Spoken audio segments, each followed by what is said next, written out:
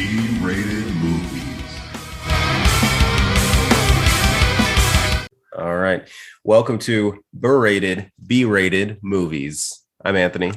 Hello, I am Brian. And tonight we have with us the director of 420 Massacre and Chain Link, Dylan Reynolds. I can't. Dylan Menace, I could be that too. I think that's right. You guys rebranded recently, right? We did. Yeah, there was some not even competition, but I think they were getting stuff off of our name. So we said, forget this, and rebranded it, and it's doing a lot better. You know, shorter name gets to the point.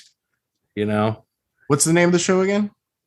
B-rated movies. B-rated. All right. Oh, B-rated. Oh, that's great. I like that. Yeah, berated. Yeah, nice.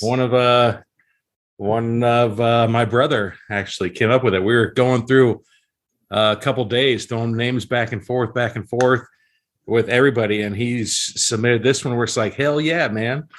You know, and so he's probably gonna get mad at me. He's like, I don't need any kind of shout out, I don't need any kind of recognition for it. I'm pretty sure he specifically asked you not to do that. He's like, do not tell them.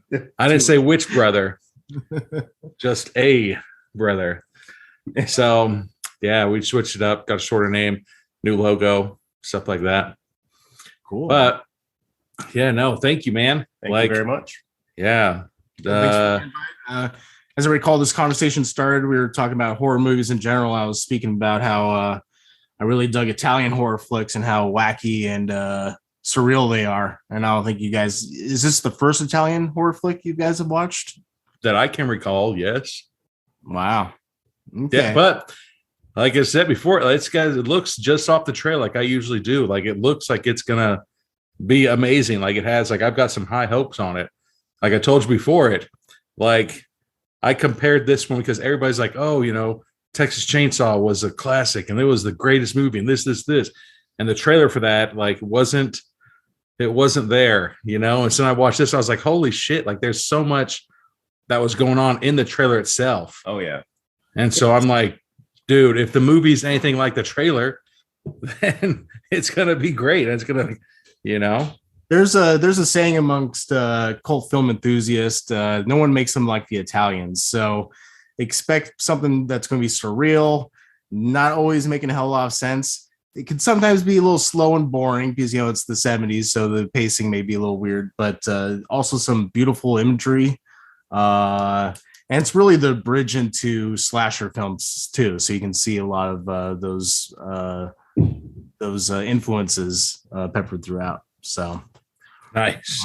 Yeah, I look forward to checking out and interested to hear what you think of it as we go through it. So. Oh, you know what? We didn't even say what it is. You want to tell everybody what we're watching, what you suggested? Well, yeah, I was just like, well, what's a good one to start off with? We could have gone Lucio Fulci with like Zombie or one more of the gore-tastic ones, you know. But then I really like the giallo genre, and I as we get into this, I can kind of explain what giallo is, what the meaning is, and stuff. But and then Dario Argento is the director of this film, which of course is one of the biggest names in Italian horror, certainly.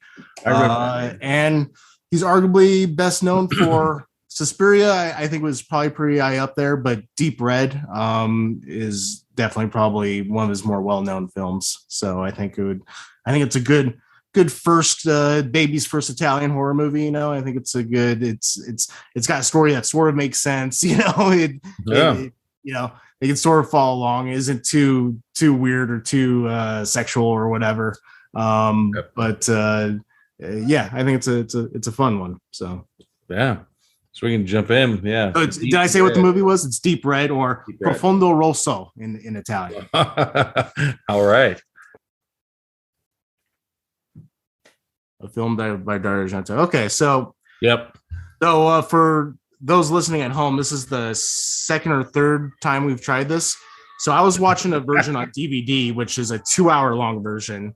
And this is an hour and 40-minute version, it looks like, that they have on Shudder or AMC Plus, which you guys are watching. Yeah. So what happened is, especially with a lot of these old movies, the Italian movies or whatever is in the 70s, they would sell them to different distributors, and they would each, depending on like, especially with the horror films, if there was local censors about violence or whatever, they would cut it down, or especially the American distributors would cut out any like boring stuff, so to speak, whether it's drama or comedy bits, and just kind of make it a so I'm guessing this is some type of American version release of the movie. All right, yeah, I didn't know. Yeah, we started doing it. You're like, all right, here we are. And I was like, so my version of the movie opens with David Hemmings with his band and stuff, and I guess you're saying this opens with the it looks like America's Got Talent, the European Congress, the parapsychology version. It has a beautiful bar that they just scrolled by, and this is where it is. Open up the red velvet carpet drapes. Yeah, this is cool. So a lot of surreal imagery, coloring. Yeah. So that's a trademark of Italian horror movies. And then I think we were talking about on one of our other attempts with the opening of the movie, with the opening kill, where you can see the influence of later slasher movies, where that's like a thing in the past. They created the psychosis in the killer later on to continue with the killings. Yeah, because it opened up to just it being Christmas morning and just the silhouette, a shadow of somebody being brutally stabbed, and then the knife falls. Oh yeah, right. Now we're at the judges panel, which is really weird. Like the judges are on the stage, like judging the audience. Like you need to sit up straight. Or like, is this a play that they're doing? Like, no, this is a psychic, and they're having her demonstrate her psychic abilities. What? And what's going to happen? She's going to start reading minds of the audience or whatever, and then she's going to basically identify that someone is a psychotic killer in there, and she's going to, later on, it's going to say like, "Oh, perverted thoughts, perverted mind," like she starts going crazy.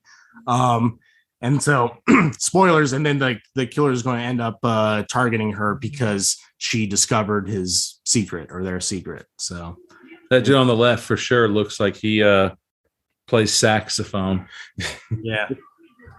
No, there's these, so these are 70s movies. So there's hilarious fashion, facial hair, you name it. The guy on the right, his collar, I think legally they don't allow collars that big anymore. That covers his shoulders.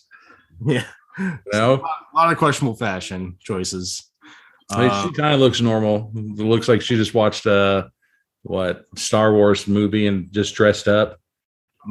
But like I said, it looks like they're yelling at the audience, but I guess they're asking for volunteers. Well, she's like, she's testing out showing off her psychic skills, I guess. That lady beside him who's getting yelled at, that's for sure Colonel Sanders' sister. She's wearing the same outfit. Get out. She's having an episode. Thank goodness that was a short one. Looks like she was having I was saying epileptic seizure right there, but she scanned the room for some more. Who's that one lady who last name Brown? That's what I'm going to say. I know I remember her name. That she wrote that whole book, and then she was going around. That one little kid was kidnapped, and they're like, "Oh, for sure, she's 100% passed away," and everything like this. And then, what was it, like 11, 17 years later, that girl showed up and they're like, "Hey, how come you said that you were speaking to her when she was dead and she's alive and sitting right here?" Like Sylvia Brown. That was the girl from the Cleveland deal where the dude was like keeping them in his basement. Yeah.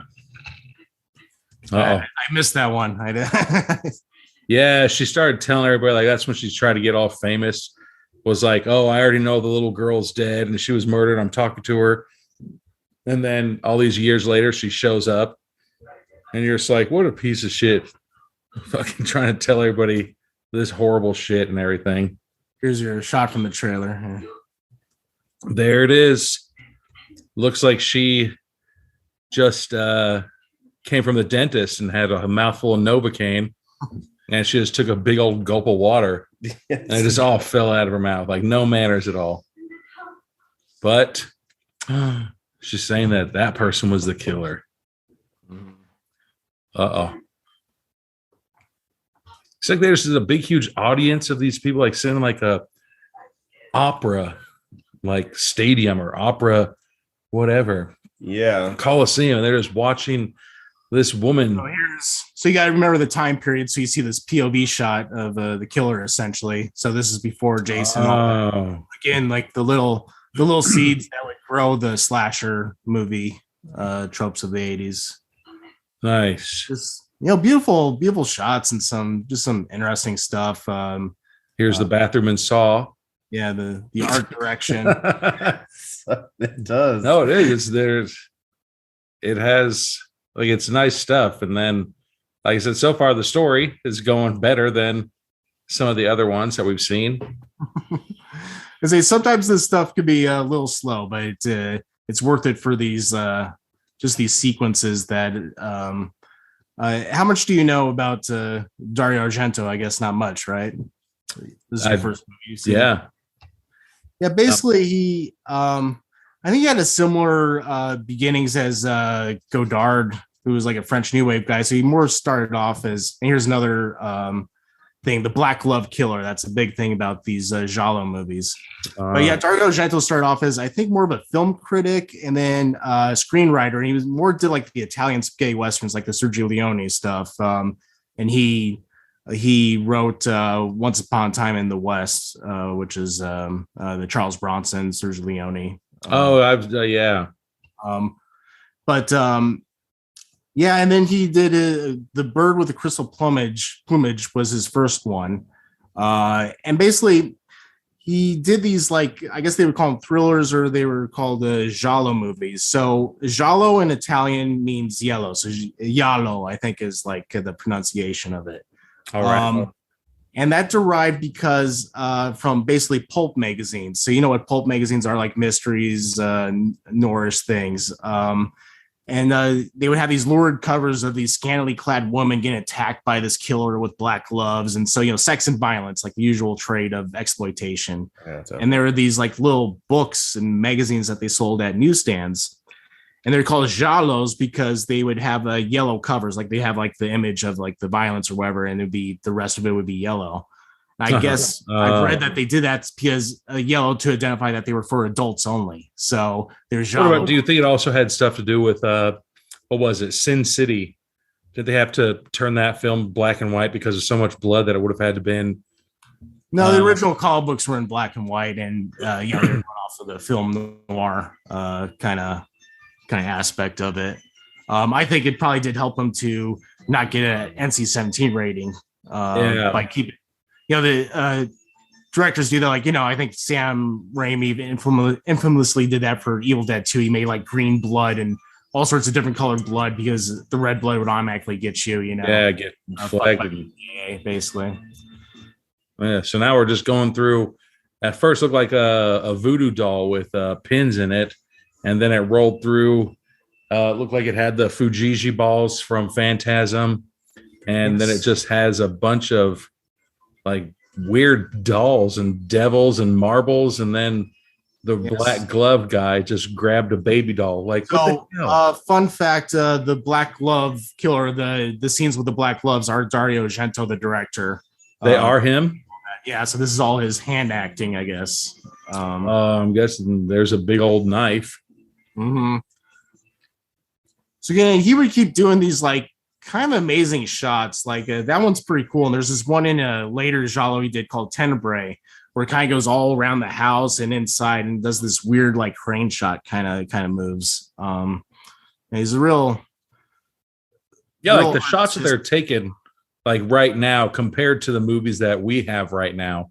Like I'd still say it's like nice. Like you wouldn't, besides like the stuff that's on the walls and stuff like that, like you really wouldn't be able to tell that it was like filmed in like, what was this, 1975? Right. So probably because they're doing like the close-up shots, they're doing the other stuff like that where it seems like it's just easy going, but compared to I guess what they were doing in the movies. Like I want to bring up Texas Chainsaw. That one seemed like it was a rough, chaotic. Yeah. Yeah, they were going for a verite kind of documentary style with it. This is very much a lot of these giallos are they're basically like Alfred Hitchcock movies. I think that's their inspiration. They're very very purposeful shots and setups and framing and editing to make you feel uneasy and off balance, off kilter. So it's very purposeful versus and Texas Chainsaw is a brilliant movie in many ways, but that one's definitely going for more the atmosphere. Oh, here you go. Holy shit. And he just hits her in the chest with the largest butcher knife I've ever seen in my life. So the American version was called The Hatchet Murders, actually. I think this might be the only murder actually done with a hatchet in the movie, but that's how they went.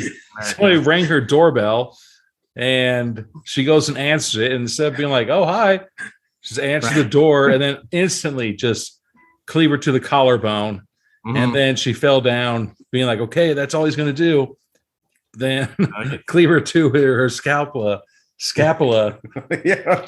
Oh, we didn't even say. I'm drinking Captain and a splash of Coke. So this is our hero here. David Hemmings is the actor's name, and he's more known for Blow Up is the name of the movie.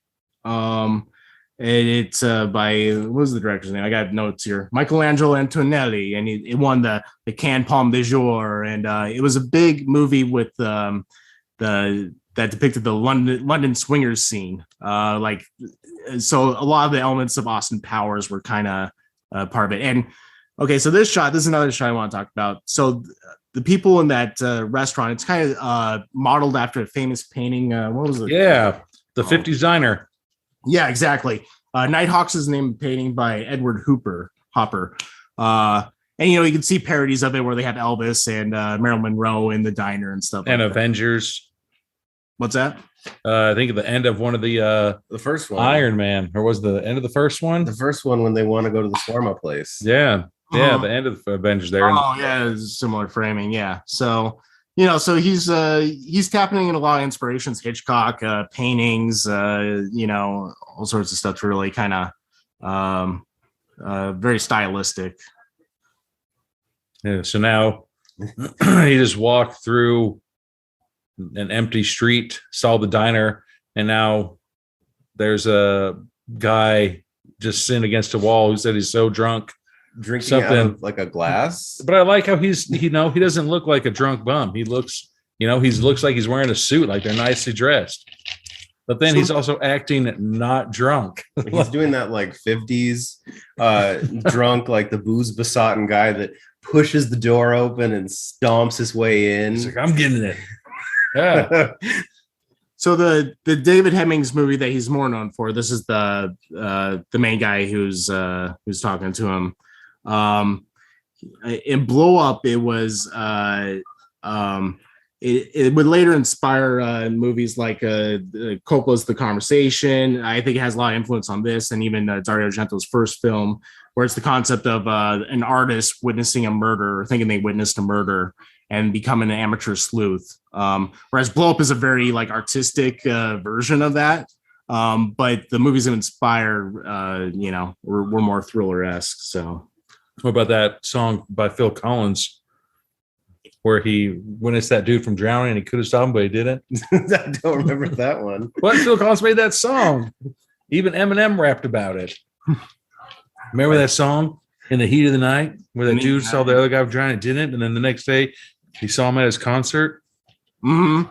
Yeah, see? Exactly. See, this could have been that too. Or did you ever see Brian De Palma's Blowout? That's another similar plot concept. Where in Blowout, it's John Travolta who makes a recording of what he finds out is an assassination, basically. And John Travolta's in a horror movie? It's more of a thriller, but it's Blowout. It's very good. Brian De Palma, and Brian De Palma did his own American version of a giallo called Dressed to Kill, which is pretty interesting too. like those guys' hair, they're blowed out, right? Right.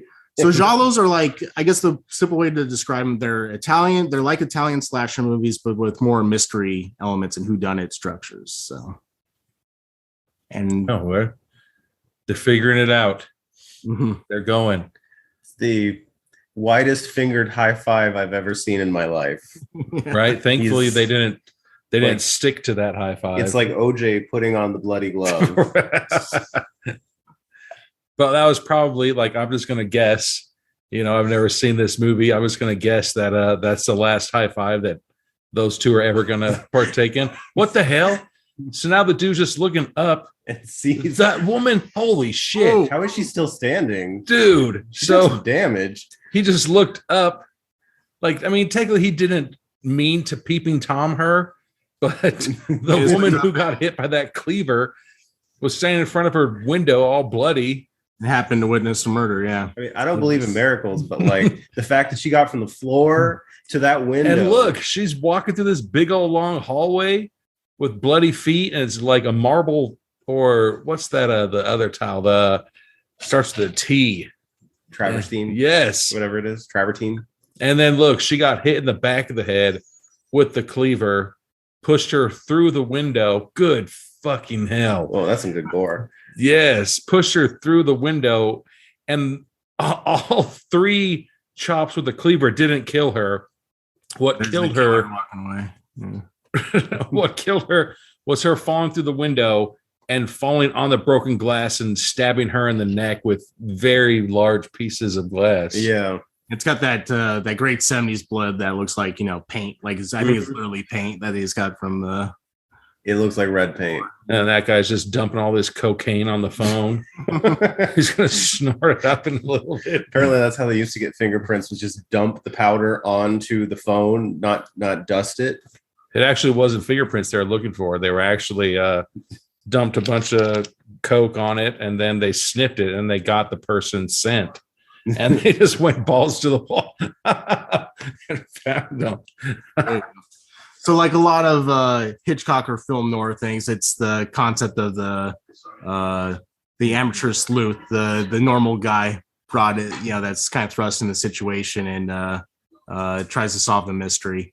But in this case, it's going to have some kill scenes. So, yeah. No. Oh my God. Look at that thermos, dude. I haven't seen one of those in years. Like, it's not even a thermos. Like, it's like, it looked like 2 cans of beans that were like welded together. But then did he bring his own paper cups for everybody to partake some of his soup in? Yeah, I guess so. That's Brad. And now, this guy's the serious one because he's dressed in all black and everybody else is dressed in colored clothes. I believe this ended up being Dario Argento's wife for a while. I think they long since got divorced, but I think they were married for a while, this actress and the director. All right. Yeah. So now they're just at the scene of the crime. And I'm hoping that the guy that was walking through the street, was talking to the drunk guy, that hopefully he's a cop because he's like in the middle of this investigation, just hanging out against the wall and like flicking his. Well, that's the thing. He's not a cop. He's the amateur sleuth of the story. He's just a musician who just happened to witness this murder. So he just gets to very confusing. He just gets to hang out with the police officers. There's a dead body. Yeah, the cops are like, "Oh, you seem nice. You stood up and you helped the lady out and put your hands all over and messed up the crime scene. Just come on in, guy. Just don't tell anybody." It's kind of like with a lot of these, the amateur detective things, like from Columbo or whatever. They're not exactly cops, but they seem to get a lot of access to to police investigation. Oh yeah, and they're having the long goodbye with. I noticed he had like an angled hand as he was leading for his handshake. It was very. I've never seen somebody do that. Normally people come forward. I think he's still acts like he's drunk or something. Oh. It's interesting. I think another version. This also seems to be like a version that's edited together differently, but I think that scene actually came earlier in some versions with the other long scene that they had. Okay. So it's interesting. What? So now We're at the Jewish funeral. is it a I Jewish? saw a yarmulke, and I saw a Star of David on her table. It's a cult. Oh, just kidding. There's yarmulkes. Lots of yarmulkes. My bad. But is that the girl that just died? So now, since he witnessed her murder, he gets to just be part of the family. Yeah, he's just Like it's like a mafia thing where there's like you murder like like the old school Vikings where it's like what do you call it? Once you kill the king, you now become the king. So he witnessed that woman dying. So like He's now just you part of get to it, be yeah. part of the family. Well, I guess it'd be a pretty crazy thing to witness. But I don't know about going to the funeral, but you'd probably want to know, hey, whatever happened to that lady that I saw get hatcheted to death, on the street? Right. I hope her family's okay. You know what I mean? Right. But then they'd be like, you couldn't have got up to the room faster. Be like, trust me, there's no way I could have gone up there. That is a big, huge, like funeral cemetery hall outside wall. Like, what is that? That's a big combination of things. Mm-hmm. And then they got those little, I didn't know that there was a car smaller than a Volkswagen Bug. Yeah. You would use this in an action sequence now and some. No way. And it has suicide doors. Yeah. That dude looks like he's decent. Like, he's an average height man, at least 6 foot. Mm-hmm. There's no way he fits in that car. And then look out, what's the matter with him? Like, you've ever seen that Commando where Arnold rips the seat out and then he sits in the car? 100% what this guy should have done. He's like leaning in, like His knees are completely like in his chest right now. If she gets into a car wreck, I mean, this is probably before airbags were invented, but he's never going to walk again. There's some of these Italian movies where they didn't give a fuck and they're doing like car chases and stuff. And they're doing for real with real crowds and cars out on the street and like zipping in and out of stuff. It's like, we don't have to pay you if you don't know that you're in a movie. Like, we're just going to get into a high-speed car chase right now. So now we're back at the theater. And there's it looks like there's more people on stage getting ready to do some kind of performance. Uh-oh. Well, they're telling him what she said she saw that night, and that she felt the killer. Oh, okay. Now I'm getting it.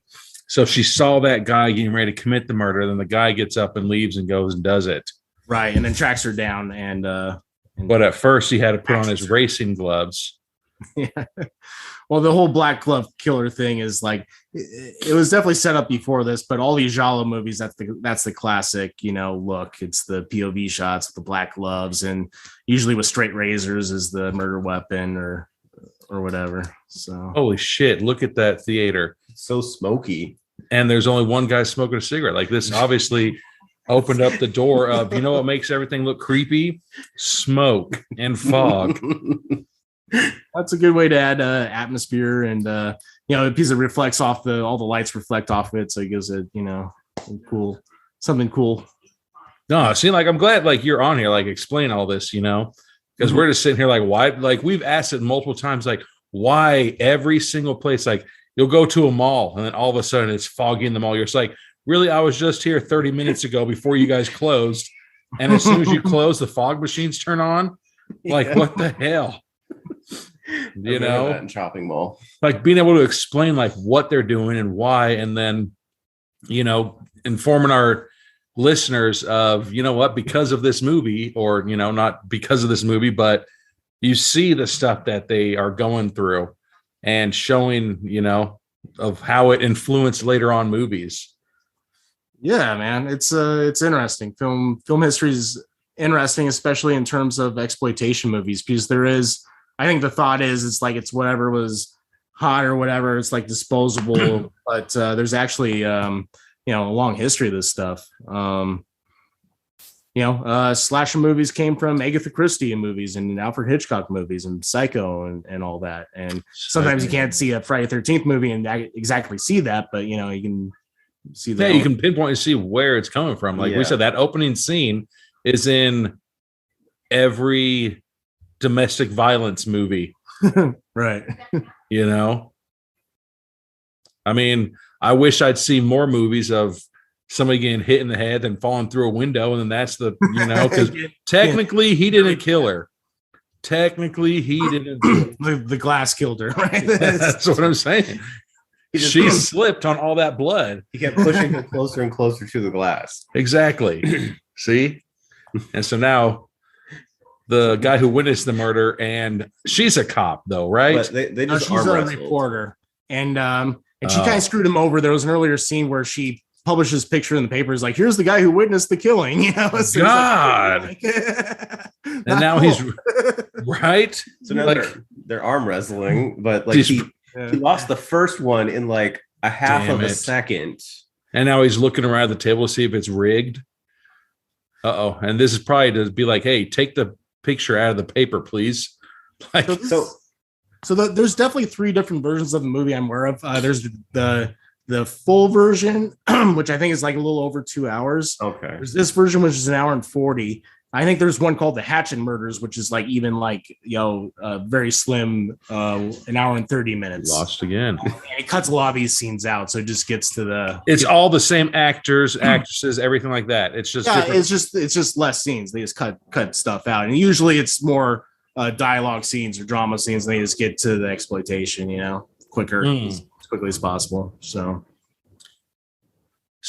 you we started doing it and you had your DVD version of this.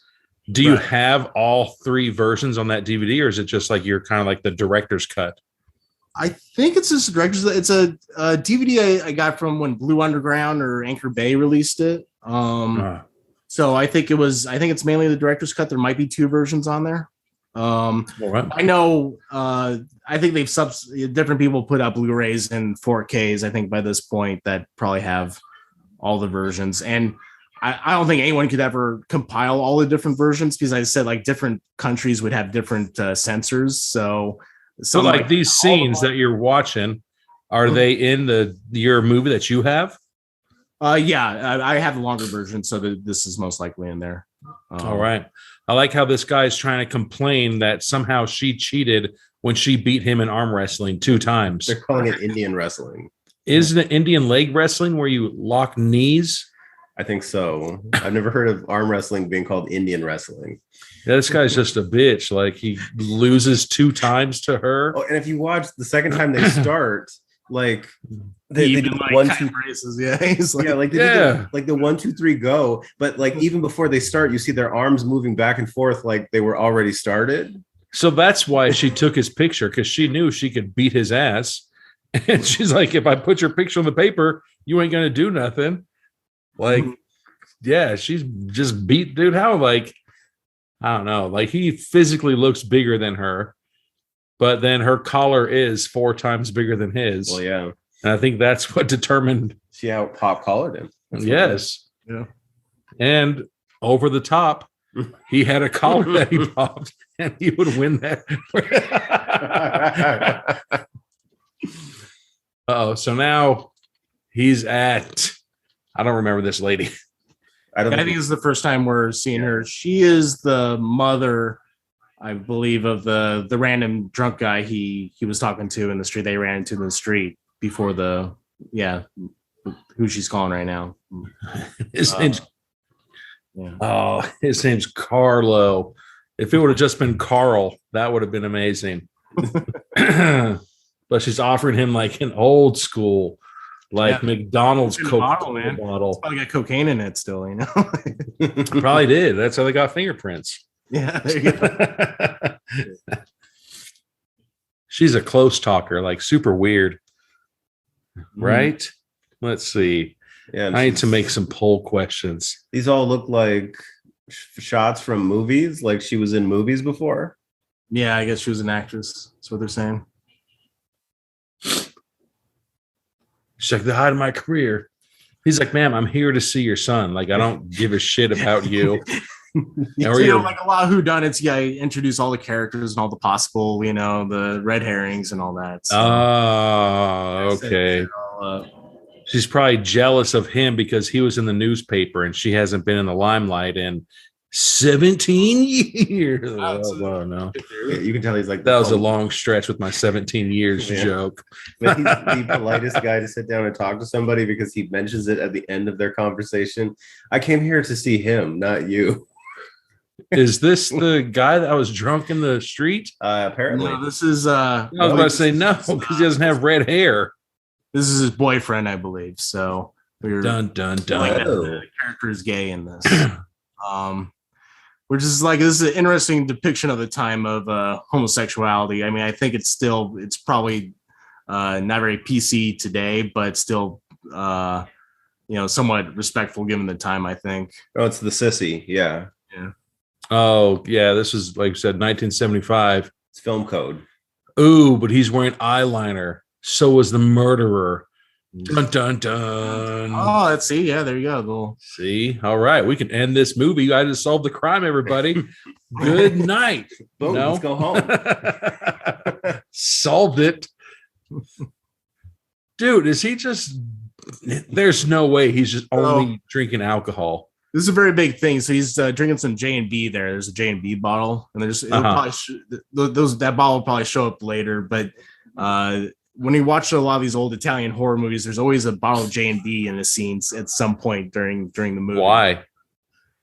I guess he was either really popular in Italy at the time. Because, I mean, I've tried it before. It's not very good, But it was their jam. Must have been their jam back in the day. That's what they do. They're like, okay, do you want to be in this movie? Yes. There's the drinking scene. Oh, hold on. What am I drinking though? Jamie, nope, never mind. Can you drink without making a face? I don't want to be in the movie. I think someone did a website where they grabbed screen grabs of all the movies where J&B showed up, throughout history. And there's a lot of them. It's just really, yeah. So maybe that's like the audition is just like seeing what the hell? That was the fastest shower. Sorry. I know, like just jumped in and out of the shower. Like maybe like got like the water hot, like it just jumped in. It was like one of those like comedy movies where they open the door, get in, close the door, then the door automatically opens right back up. Well, sometimes you just want to you just need to clean off the grime a little bit, Hop out, gotta go somewhere. Yeah. But sorry, what? Well, no, I was gonna say like maybe the audition for this movie was just like, here's a glass of J&B. Drink this without making a face like Brian looks like when he has his 60-40 or 75-25. Dude, then you have the part. Sometimes, like, yeah. Sometimes my drinks, I feel. Well, I mean, like, there's really no excuse. Like, sometimes I start out that way. And I was like, oh, I miscounted. But then I was like, oh, by the end of the night, I was just, drunk. Like, wait a second, you start out like that? But I like to point out that I clearly was wrong. These two guys are back again. They didn't give that awkwardly high five. That wasn't their last one. The split-fingered high five. Yeah. But I'd like to point out, like, even though that guy is completely shit-faced and hammered drunk, apparently, like, look at how he's like his composure, man. He's very presentable. There's no way I leave these episodes walking like that. Maybe he's like the Johnny Depp of the story. It's like mega pint. Yeah, we haven't gotten to like the 24 to 48 hour cocaine and like everything else ginger. Yeah, with Marilyn Manson. He can still put it together if he needs to. Leave it off the rails. Yeah. Oh, no, he's close talking. He's going to get the cigarette out of his mouth with his mouth. I need a light, bro. Like someone was saying the other day is cigarette acting. You think about Samuel Jackson in Jurassic Park. There's a lot of good cigarette action in that. Yeah. Where he just got dangling off his lips. It's so it's hard, I think, is being able to act with a cigarette in every scene. Yeah. No, there's what do you call it? I remember. What do you call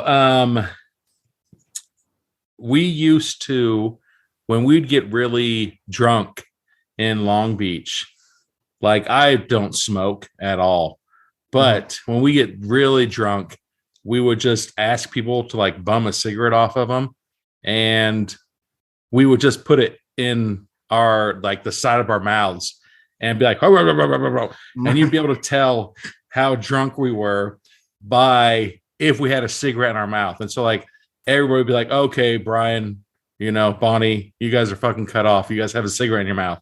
And we're like, "Oh," and as many times people would come up to either one of us and be like, "You want me to light that?" We're like, "No, we don't smoke." Like how pissed they would be at us because they couldn't light our cigarette.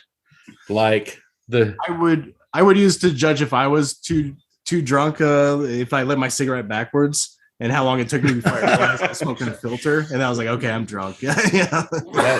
The sweet taste of filter. Right. Yeah, no. Why a cigarette tastes like shit? Oh, right. Yeah.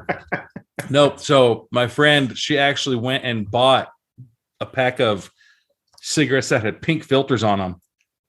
Okay. And her mom's like, "What are you doing?" And she's like, "Mom, I don't smoke. Like Brian and I are just assholes when we get drunk." and we put cigarettes in our mouth. But like it was also because like you'd like take a hit from it, you know. And I know that, you know, there's a lot of people that, you know, you start smoking because it gets you drunker, or, you know, gets the alcohol quicker or something like that. I remember growing up and like my sure that's an urban legend. I feel like I've heard that before, but or smoking cigarettes sobers you up a little bit. I've heard that one too, you know. I don't know. I just remember what were we, 16 years old, and like I had some friends that started to try to start smoking. We'd be playing basketball because like we were athletic and everything, and they'd like stop and like be like and like spit, and I was like, "What the fuck are you guys doing?" There's like, "Well, when you smoke, your mouth gets dried out." I'm like, "Then guess what? Stop smoking." You know, and then like, "We only smoke when we drink." And I was like, "Why do you smoke when you drink?" "Oh, because it gets you drunk." And I'm like, "What the fuck?" Yeah. So I don't know about that one. that's just what we heard. So he's getting stalked by the killer now. Yeah, so no. Uh-oh. Because this goddamn picture was in the newspaper. Yeah, she fucked him over. Sitting there playing the piano. Where's those so the version I started like shows him as like as a musician and stuff, so the movie starts off that way. So this is the first time I think you see him that he's actually plays the piano. Yeah, because it did kind of come out of nowhere. Yeah, he was just kind of walking the street when you first see him. He's kind of like what's his name, Ed Helms from The Hangover, just randomly playing the piano. Right. Doug, He's just- Doug. Great.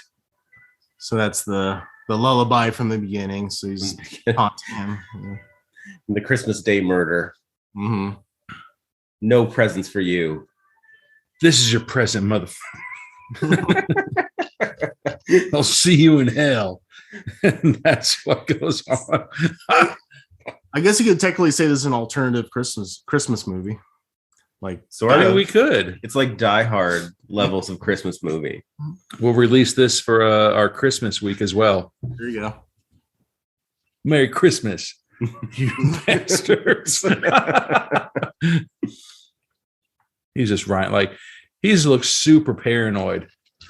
He does. Like he's like, You just heard like a random lullaby outside or whatever. But then right? he's like back to being okay. It's like, No, like, Yeah, I would still be freaked out. yeah, I would still be freaked out. It's like if I see a spider, I'm on point. I'm on full alert for at least 30 minutes. like if you live in like a 2-story house and your piano is on the bottom floor, and look at that. What apparently that door doesn't even have a fucking lock. Yeah, That's his front door. Like, what the fuck? But if I'm playing Yeah. the piano, and all of a sudden there's people walking around up on my top floor, I'd be like, what the fuck? Like I'm home alone. Yeah, And look at that shitty floor though. it's lifting. Yeah. Anyways, so then all of a sudden the front door. Oh, wait, was that just painted like that? Maybe it was. Damn, that looked good. It looked like it was a 3D floor. Mm-hmm. All right, my bad. I'll admit when I'm wrong. You know, it looked like all those tiles were just fucking shittily put up there. But no, it was good. I'm not wrong. Put there, I Fuck think. that. Those tiles are fucked in half. But anyways, So now he's just playing piano. And look at all that coke. Did you see that coke? Right there, there's still a big-ass pile of cocaine. Right there on the fucking piano. That's where the killer walked across the roof. It showed like a little bit dropped down. He just has so much cocaine he puts in his ceilings so the police can't get him. But now the killer's like in his house, just walking around. He's gonna beak him to death. He's gonna just close the office door. His Raven statue. Right. He's played the game Clue before. No, like that's your house. Get the hell out and beat that person's ass. Fucking hiding in your office. Hi, Mom, can you come over and give me? There's a killer in my house. No. I've had so my friend Tony, you've met Tony. Yes. I had a dream where like everybody, like you guys, you fucking know your own security system to my house. Tony has had his own security code to my house. I had a dream where like somebody broke in my house. It was like eating all my food in my fridge, and I like mercilessly beat them to death with my collie sticks. And it was Tony. And I was like, Tony, why didn't you fucking disarm my alarm? And he's like, oh, I didn't mean to. And I was like, Tony, you have a security code to get into my house. And he's like, oh, and he's never once let me forget about that dream. He's like, yeah, remember that time you killed me in your dream? I was like, it's your fault. You didn't disarm my security alarm. Like this guy broke into your house and you're just going to hide in your piano room. Like do something, be a man. Right? Yeah, there you go. So the murderer is a schizophrenic paranoid. Yeah. So yeah, usually, or they call them psychosexual maniacs in these movies too. That's oh, there's a saxophone player. He's like, did you see me on stage the other day? Just the other day. Have you seen that? You know what I'm talking about? No, what? They see what? Letterkenny. Again, I'll send another shout out to Letterkenny on Hulu. Okay. Letterkenny. Watch it. It's hilarious. Just basically, yeah. It's based out of Canada, but yeah. Is it a comedy thing or? Yes. Okay. Very funny. Okay, I'll check it out. Is it like skits or No, it's excuse me. It's a series, but it's basically in this town, Letterkenny, there are 4 groups of people. There's the jocks, the farmers or the hicks, the skids, and I think the church people. Mm-hmm. And so that just intertwines like what the shit they go through daily. I mean, it sounds weird, but it's fucking hilarious, man. Every single person that I've ever told to watch this show, none of them have been like, nah, it's not funny at all. Letterkenny. Wow. Okay. Letterkenny. All right. It's, dude, I'll give you have our number. Watch it, and then you can tell me, Brian, I hate you. Don't ever. Dude, Letterkenny. It's pretty funny, especially like the first 2 episodes. I mean, there's like 10 seasons, and then they just did a spin-off season. But yes, it's hilarious. All right. Everything about it. So now we're in a museum. Are we in a museum or are we in I saw Yeah. a boat. I forget how the plot goes, but basically, somehow his investigations leading him to this house where some tragic event occurred, and it's going to connect to the killings that are happening now. So he's I think it said in the book, the house of the screaming child. Yeah. And I guess it's a haunted house too, and there's some That's yeah. I was about to say that's that looks like it's the Fujishi, the phantasm. What do you call it? So I'll just say what's going on. I just did a recorded snippet of me telling the cigarette story, and then I sent that to Bonnie, And Bonnie just texts me back and she's like, dude, I found this purse from back in the day and it still had cigarettes in it. It's like, is it for smoking? No, it wasn't. It was just for when me and you were drunk. And I'm like, that's pretty amazing. So, yeah. Oh, now they're at that's a cappuccino maker. Yeah. It's Or a espresso. cafe. I'm sorry. Yeah. Like he's in a cafe on a Like, how rude is that guy? Just burnt the shit out of me with hot ass steam. but he actually turns around to acknowledge and gets pissed off, which is great. Yeah, he's like, "Dude, I fucking used 3rd-degree burn my face. Now we're getting the killer's lair again.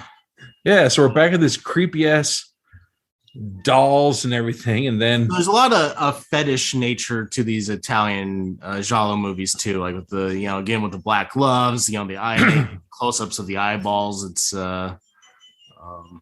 ooh, I didn't pay attention to that guy's boyfriend's eye color, but I like how that guy put. I don't know. Maybe you do put eyeliner on the top and bottom. Never mind. I think if you're going to wear a mask, you got to do like the Batman thing, right? You got to do the I was about to say, I think Batman does. Yeah, he, like, blacks out. Either that or before he leaves. I liked how in the last movie they just accepted, like he takes off the mask and he still has the black raccoon eyes, instead Dude. of it disappears. That also last the one. Keaton ones or whatever. I like how when the Scarecrow was in, like, I'll spoil this shit all I want. Scarecrow's in prison. They put literally like a fucking half-size hula hoop on his neck. It's like, he's never going to escape this. And you're like, what? Like, he could fucking put that around his waist. It's like, he's never going to know how to take it off his head, though. Okay. What the fuck? And now we're in this person's house and there's a hanging doll. Like a nice ass noose around this. Like, what the fuck? This person clearly has some issues. Yeah. So some of the music you've just been hearing is by a band called Goblin, who is pretty honestly, it's kind of like I guess the equivalent would be Tangerine Dream, very synthetic synthesizers score. And they worked a lot with Dario Argento, and I think they worked with some other people. I think they're mainly known for his later stuff, and it's a bunch of weird musical arrangements. Before this, Argento used Ennio Morricone a lot, who's the big Italian spaghetti Western guy who did all the Sergio Leone movies. But it's all like, that's another thing that kind of lends to the surreal atmospheres of these movies is the scores that are, very weird and not standard, and using random instruments and arrangements to kind of to get the mood. Yeah. And then there's a lot of this stuff too, where Argento, I think they call them dances of death, where it's, it's not so much slasher where you go straight to the killing, but you kind of like you set up the tension and like the creepy factor and the stalking. Again, like would kind of influence. Holy shit! Yeah, just a lone eyeball, right? He just winked. What the fuck? What is Sauron doing in your closet? So again, the slasher movies were influenced by this, but you can see that there's more of like a Hitchcockian artistic. Yeah, those thing that they're trying to do here. I mean, that's your own damn fault. Again, like I side with the bad guys. Same in your movie. Amazing movie, 420 Massacre. I side with them. Don't fucking steal my weed. Right. It's that easy. And then the fact that you kept stealing it, and then you're just like, hey, take my backpack. This is my dying words. And then that person, oh, he said his dying words were take the backpack. Now I'm dying, take his backpack. I'd be like, fuck you, leave the backpack. Anyways, this MacGuffin, right? It's like the thing everybody wants, but it doesn't really matter what it is. So mine just happens to be a bag of weed, Dude, these people have fucking crows as birds. Like, what the hell are you thinking? Again, it's that weird something just creepy about birds. So I think it's like a good thing to use. If I ever went over to some chick's house, she's like, oh, this is my crow Carl. I'd be like, all right, well, it was nice knowing you. I'm gonna fucking go home now. She murders her own crow. That's your own pet, and it came flying at you, and you just fucking, I don't know what it is. It could be a human. Murders it with a knitting needle. Fuck that. Is that a real bird? That bird looks scary as shit. Yeah, I don't know what kind of bird that is. Hopefully it's not real. That bird for sure. Uh-oh. And the killer is behind her. Mm. Uh-oh. What's the damn Wow, it. that was quick. All right. Man, he has that old ass. Well, I guess it isn't a 75. He has an old ass flashlight where the top of it turns orange when you turn it on. Mm. Oh, Like my she dad better had one hurry of up. those. So for the kill sequences in this, I read that Argento wanted to do things that would be relevant to your own experiences. Like most people haven't been shot, right? But some people have been drowned. You know, you could get into the feeling of being drowned or getting your head bashed against things and all that. So make it really, so it has more impact rather than. And then just as you said that, her face just gets smashed up against her tile wall. With the tiniest drop of blood. Instantly starts drooling. Uh-oh. Was that OJ? It just showed a glimpse of his wrist, and it looked like a black dude's arm. Uh-oh. Looks like she swallowed a cyanide capsule. Scalding hot water. Right? Was water this boiling hot as soon as it came out of the tap? This is like boiling water. Yeah. Right? Well, they obviously got a little water smoke pump. machine going in there, so they like make it look, you know. They're like, do you have any dry ice? Put the dry ice in the bathtub.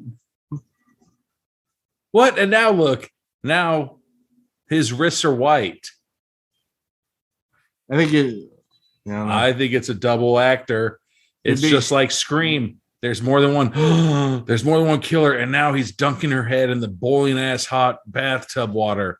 But I'd like to point out too. Look how quick that bathtub filled up, Yeah, really quick. dude. Oh, and her face. That is hot water. Look, her face is fucking red. Like scalding red. God damn. Look at it. Holy So- shit. So another fun fact, the special effects, you know, you saw some of the gore earlier, and I think we'll see some more by a man named Carlo Rambaldi. Oh, look at Who, her face. Did a lot of the Giallo movies, and he actually had to go to trial. Or there was a movie called Lizard in a Woman's Skin, another Giallo movie that Lucio Fulci directed.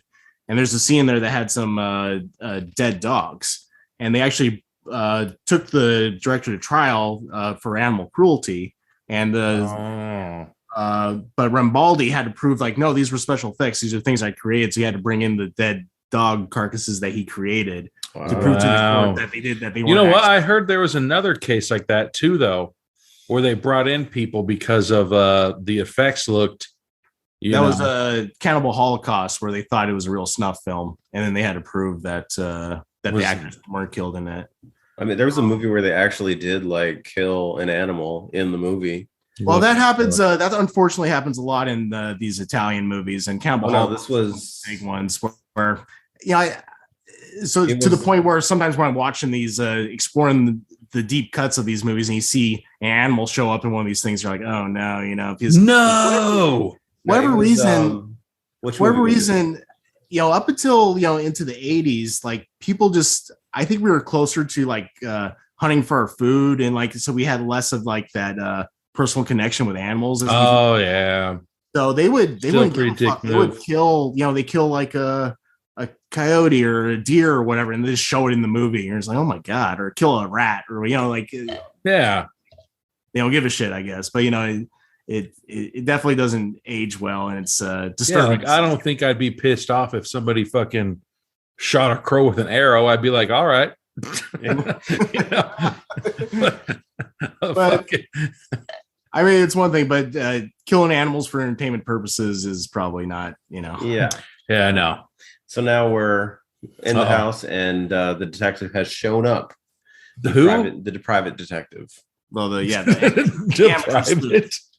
Well, all I was about to say about the special effects artist for this. So, Oh yeah. Mr. Rambaldi went on to do the puppetry for the first Alien movie. So he did all. Oh, stuff. really? He designed ET. He designed and operated ET. So and Yeah. he won multiple Academy Awards and all that. But he started off doing all these sleazy Italian horror flicks. So But there you go. I'd also like to point out that the guy who witnessed the murder is still just walked into this lady's house who was just murdered. And she, since the bathroom was so foggy, was able to write a note, obviously, on the mirror before she died. And now he's the first one on the scene. Like at some point, you would just stop.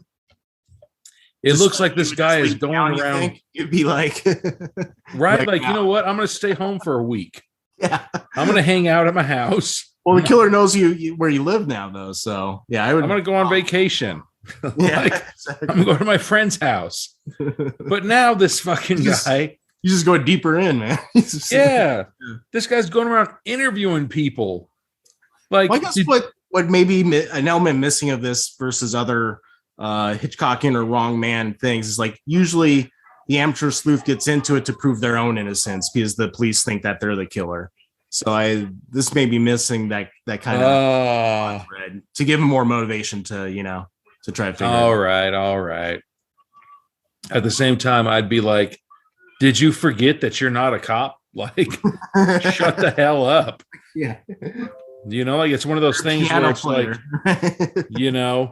it's one of those things where I saw like my wife and I, we like watching like the police and what do you call like To Catch a Smuggler, like those type of TV shows, or First 48, where they investigate the murders and then this. And like, if you give the police too much details, if I was like, I didn't kill that person, it was 6'1" 3/4 tall inch man, and his hair was cut on one side, and he could palm a basketball, and he wore an 11.5 foot shoe or 11.5 size shoe, and he walked with a limp. They'd be like, shut the fuck up. Like, you murdered him. Just say it. Like, I'm not going to waste my goddamn time. I mean, it wasn't me, but I know all the details. Right. He lost his virginity when he was, he's got really soft lips. He's left-handed. Like, all this shit. So here he's going back to the house where I think, if I remember the plot correctly, is where the previous murder occurred that you saw at the beginning of the movie. It's a fucking, I think he actually is going to a jungle. Like, what the hell? It's like a jungle meets the Scarface mansion. There's no fucking way. All of a sudden, so the murder just happened, but those plants are overgrown that size. If I could afford a mansion like that, I could afford a gardener. Like, it's that easy. And look at those walls. God damn it. This house went to shit within a week.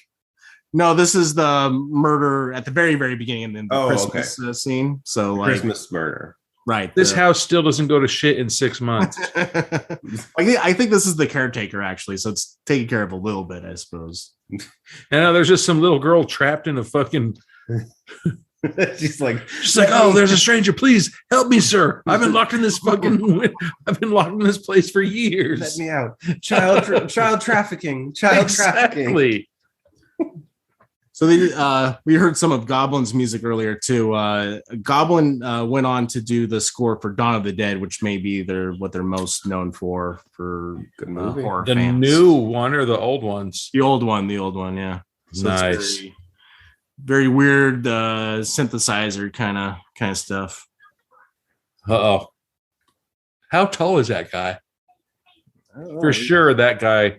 We're back to the saxophone player guy. Whatever he's got going on. She's wearing. When was this dude? 75. What the fuck is she wearing? She's wearing like a 1600 outfit. Like a 1600 maid's outfit. Yes. Master. Exactly. Would you like your chalice? What I was about to say is that Betty White, but you can't say that. She's passed. But goddamn. Betty And then White this guy, no, and now look at this. Look, they're fucking almost the same height now. You haven't fucking cleaned the bathroom. Yeah, let me get this blood off. Right. Oh, hold on. I didn't know we had guests over. I guess I'll wipe the fucking blood off the sink. Oh, okay. And now look at that boiling ass hot water again. Just instantly comes out of the fucking tap boiling hot. Yeah. I have a tankless water heater at my house. Fuck no. I need these pipes.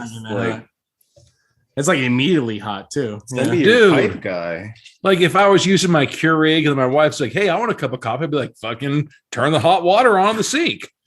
Like, look at how fucking hot this shit is. Oh my god, this is the one that just got murdered. Mm-hmm.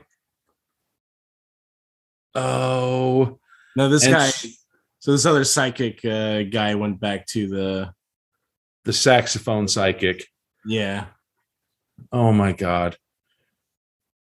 But he noticed as well that holy shit, the hot water. Look, instantly fucking Yeah, that's not Instantly steam. on. That's like that's a fog machine. Yeah. hell no. I'm gonna believe that that's hot water.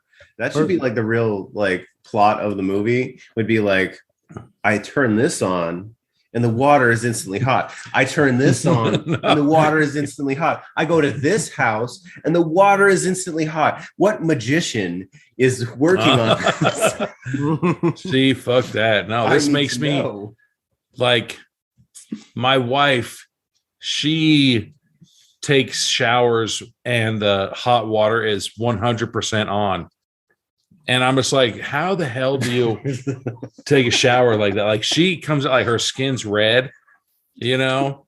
And so like this makes me not want to go to Italy for fucking vacation because she's gonna fucking look like that one woman that when he dunked her face in the bathtub, like she came out with blisters all over her face, Bubbly, right? you know? Or at least, just do the hand test before you get in the shower. Just put the Nope. hand in and see if you flinch. It's like jumping into a pool. You go in all the way. Jump. Yeah. So that scene right there, he just so it's I guess all she wrote was "it was," and then she died before she could write it. So I guess the Damn lesson it. is if you're ever going to write down who killed you before you die, don't write a sentence. Just just write the Write name. the down name. before you Hi, my name's Carl. I was just murdered, stabbed 17 times. die. Bye. My high school friend, we went to lunch one time and he paid. His name is blank, blank, blank. Right? Got the name, and he stopped. right. Uh-oh. Ooh, Olga is the girl that was trapped in the bedroom that the non-detective guy is With investigating. small or no eyebrows. And he only has half. She Like- only has half her eyebrows. like Mhm. She like- can never. Oh my god! Jafar eyebrows, but like, but I much hope more. she has psychic powers. And He got pissed off at her and he slapped her. What the fuck? And she started laughing. as I recall, this is a plot that thread that doesn't seem to go anywhere, but I think she's a little crazy or psycho. And he slapped her because there's your animal cruelty. That might be a lizard with a real. Pinned down gecko. Somebody, that was a blow dart that they just. Who the fuck shot a blow dart? Yeah, that's a problem with these 70s Italian movies. They sometimes Just out of nowhere, there's a fucking blow darted down at you. You're just like, lizard. Yeah, it's pretty wild. All right, well, that is pretty weird. And That's pretty weird. what the fuck? Pretty fucked up. Yeah, I forgot. Unless about she's like an X-Man and she could this just. is even one fucking- of the bad ones. There's ones where they're like, I don't know. Like Cannibal Holocaust is the worst one. They like kill a turtle in it and stuff. It's just it's just not cool. If they would have shot the lizard in the tail, I'd be like, all right, cool. But it's just so weird. Like a fucking blow dart, that's your weapon of choice. For sure, this girl has like what's the fucking power where you can like lift shit with your mind? Telekinesis. Yeah. What is that? He's gonna carry him. Yeah. Yeah, that's Carrie right there. Telekinesis? Yeah. Yeah, I'm Yeah. pretty sure. She looks familiar. She must have been in one of these other Italian horror movies. I mean, she looks creepy as fuck. Like, you know who I don't like? And it's just because they're creepy as shit, is fucking Dakota Fanning. She's just a creepy ass girl. She's a great actress. She's just creepy as fuck. Like, if I ever met her, I'd be like, no, thank you. I don't want a picture. I don't want an autograph. Please don't ever mention that you met me. Like, she nails all of her roles. And what the fuck? She was a younger girl. It was a boogeyman movie I don't remember that one. where she would go into the forest and there was a cave kind of thing. And I was like, fuck, this little girl is creepy as shit. And then it's like, and the little creepy girl is creepy as shit. Dakota Fanning. I was like, fuck you. And then all of a sudden there'd be another movie. And I was be like, if I was like her parent, hey, we're looking for a fucking creepy ass little girl. I'd be like, fuck, can you get my little girl into like a nice movie? Instead of a fucking creepy ass one, please? Well, get him where he fit in, man, you know? Yeah. Dude. So now our private detective has gone into this haunted mansion, which apparently it takes 4 pulls of the doorknob to break in.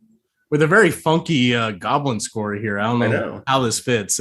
That's another thing about some of these scores is like they don't seem to fit the scenes very well. But it's only a bass guitar. It's like, is this going on right now? Is this supposed to be scary? It's like a blaxploitation movie all of a sudden. You know, he's gonna go in. There's gonna be a bunch of like homeless people having an orgy going on right now. It's called the soup kitchen. The soup kitchen. We thought it were deer lips at first, but so fucked up. Oh, and the party stops when he steps on glass. Oh God, and that's what he's looking around for.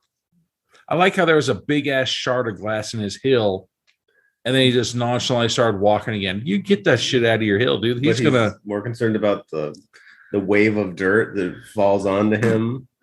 His allergies are gonna be kicking. It's like, don't mess up my black shirt. You can mess up the heel of my nice dress shoes, but don't mess up my black shirt. Because he doesn't use Pert Plus. If you get dust on your shoulders, he's not Jay-Z. He can't dust his shoulders off. If you're feeling like a pimp. But some of this architecture is just amazing. I know it's like kind of cheesy or, you know, the 70s dated, you know, but it's like, look at those glass windows, man. I would have that in my house. No, that's what I was saying earlier. It's like some of the shots they're doing, you know, like this house alone, like except it being, you know, dark in half of it, but like saying like you respect the shot because like look at that big ass window right there. Oh, he started out with a black shirt and now it's all dusty, all that cocaine all over his shoulders. I'm sure a lot of these Italian movies were influenced by cocaine or some drug, you know. They're like, I don't care. Just like, we don't have an ending. More cocaine. That's the fucking ending. What the hell is he doing? It just did a zoom in of him like rubbing his fingers together. Like he was getting ready to open a safe, like crack a safe.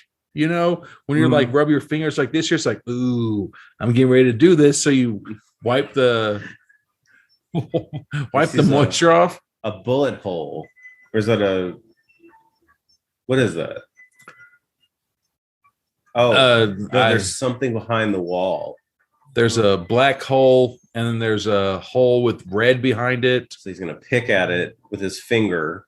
Good thing he has that cocaine nail. It's gonna be there a while, right? What the fuck? Like he's just using his index finger to scrape away drywall. We're in a movie. Is there not a tool nearby? Right? You can't just like do the thing they do in the movie, where you grab something and just start banging at the wall. Right, but now look, there's all of a sudden. Oh God, it's aliens. It looks like it's going to start getting hieroglyphics behind the wall. Oh, so now he's looking around. Oh, and wouldn't you know it? Right underneath where he's fucking scraping, there's a piece of glass. This guy, there's a reason why he's not a police officer or an investigator, detective, anything. Is it glass? Glass that they just like a glass shard plastered? No, I think that's a glass wall they just plastered. Oh, okay. So another element of giallo movies is the use of artwork or music as clues to the mystery. Did he? Oh, it looked like he had a saw attached to like his toe of his shoe with the amount of dust. And I was like, God damn, is he a fucking like you said, Austin Powers? What the fuck? He just unveiled a painting of a little kid on Christmas Day. Yeah, the movie he did. What was it called? It was Blow Up is the movie he did. Where he's as you say, he's playing an Austin Powers type swinger. I think it's some of the costuming was influenced by how Austin Powers looked. Glass in his eye. Oh, yeah. But you should check it out. It's that's also a very weird blow up is a really weird movie, but that's interesting. And that's another one where you can see like the influence of what would be genre movies and then what would be slasher movies, you know, and like Okay. just paranoid thrillers in general. So he was outside the house and he goes back in the house. Mm-hmm. That's what I do. So he goes out. Okay. There's things a lot of these movies. Sometimes the plot and character motivations and logic don't make a hell of a lot of sense. Leave a house where the burglar is, then go back in. And he's been in there for hours apparently because it was daylight when he came in. Be a man. And and now it's like nighttime. So it's hours have passed. He didn't get much of the picture, more of the picture revealed. That's what I was thinking is like, wouldn't you just keep going just to see where the edge of the picture is? Yeah, totally. Not just like trust to be like, okay, that's all the picture. Mm-hmm. Stop looking at pictures. Be a man. Be a man. Oh, there's more picture. Mm-hmm. You missed a clue, man. So now he's driving. He's got a fast car.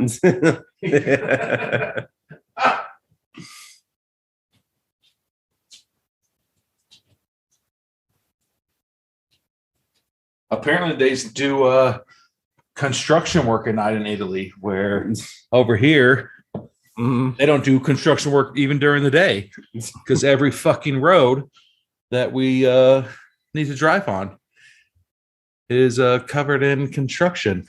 Mine are, yeah. They've been progressively working down Rainbow For 75 years. It feels like it. Fuck. Or at least 17. 17, all those construction workers. Fucking horse shit. So whose house is this now? So now that's the saxophone killer. Yeah, we're in the saxophone player's house. That seriously is he's in a 70s band. He is. I know, goddammit. I'm going to remember who the fuck this band is. Oh, you think he's actually in the band? Yes, I think for sure that guy. He's the one, as I said, I've watched a lot of these movies, and he's like, I think in another one of these kind of flicks. Oh, I thought he just had his nice little saucer of cocaine. No, it's just plain old tea. With cocaine. You got to take a break in between the in between lines. You do. You can only do so many Texas rails before everything gets, a little bit too much. Oh. They all of a sudden, for some reason, showed back to the tea cabinet as if there was going to be somebody breaking into the house, but nobody did. Well, this is one of the more famous sequences, I think, coming up. Uh-oh. You're going to be like, what the fuck? Like, why it zoomed in on his hair doesn't make any sense. Like we talked earlier, they don't have Pert Plus. Pert Plus, brought to you by Pert Plus. Don't get fucking dandruff. Oh, I thought he was having a heart attack. Oh, he's grabbing. God, that is a letter huge, opener, man. Yeah. Right? I was about to say that's the biggest letter opener I've ever seen in my life. That's also known as a machete. I know that letter opener. Like, what the fuck? Just if you're trying to make a point to people, not to piss you off, just open Right. letters in front of them. Right? This is my mortgage, and you cut it open. I don't know why I'm opening my mail in front of you, but Does he have a mouthful of Novocaine too? Why did he just fucking spit out all of that tea? it's like a really long, exaggerated spit take. It's like, meh. But it wasn't even a spit tape. There's like, hey, how much liquid can you hold in your mouth? And then just open your mouth. It's like a drool take. Oh, and now he has the fucking decency to wipe it from his face. while he's looking through a. Why is that the only Like little kimono section? window? What the We get like fuck? early Yeah, I version told of Billy the Puppet. Oh. That would scare the shit out of me. That's creepy as fuck. All of a sudden, God damn it, this is where Saw comes in. I'd have to like call a timeout to change my pants before we continue fighting. Yeah. I don't want to fight in poopy pants. A fucking baby head porcelain Saw doll that walks just came running at this guy, and good thing he had a see. And now look, biting the stomps him. curbing. Jesus, Onto multiple edges. What the Good fuck? American History X, man. So the curb stomping him. That's serious. Dude, That got like next level curb stomp. It's like 3 levels of curb. Ooh. right in his spine. He's never gonna walk again. That's his L4. He for sure needs that. I don't think he's worried about walking anymore. He's worried about his teeth. Have you seen his teeth? He hasn't. He got fucking curb stomped against the fucking fireplace mantle. With his paint blood. And then after he was done fucking deep throwing the corner of the mantle, the killer then look at his teeth. His teeth are all fucked up. Like they're in Britain. Oh yeah. So he fucking As a filmmaker, that's a lesson I take from this, because I read that he wanted to show impact or some violence that we could relate to, because we don't know what it's like to be stabbed, but we could know what it's like to like fucking get your face beat.